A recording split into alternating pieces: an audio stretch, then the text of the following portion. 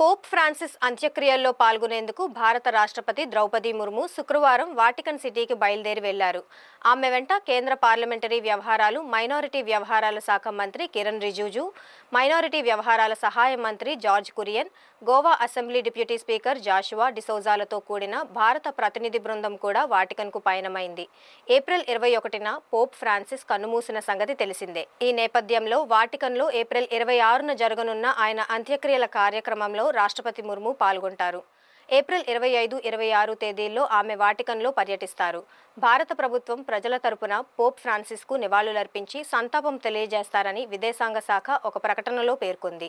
April 25న Vatican City Saint Peter's Basilica వద్ద దివంగత పోప్కు రాష్ట్రపతి పుష్పాంజలి ఘటిస్తారు. ఏప్రిల్ 26న సెయింట్ పీటర్స్ స్క్వేర్లో జరిగే అంత్యక్రియల ప్రార్థనలకు రాష్ట్రపతి హాజరవుతారు. ఈ కార్యక్రమానికి అమెరికా అధ్యక్షుడు డొనాల్డ్ ట్రంప్, బ్రిటన్ యువరాజు విలియం, ఫ్రాన్స్ అధ్యక్షుడు ఎమాన్యుయల్ మాక్రాన్ సహా పలు దేశాల అధినేతలు, రాజులు, ప్రముఖులు హాజరు కానున్నట్టు వాటికన్ వర్గాలు తెలిపాయి. సుమారు 130 దేశాల ప్రతినిధులు పాల్గొంటారని అంచనా.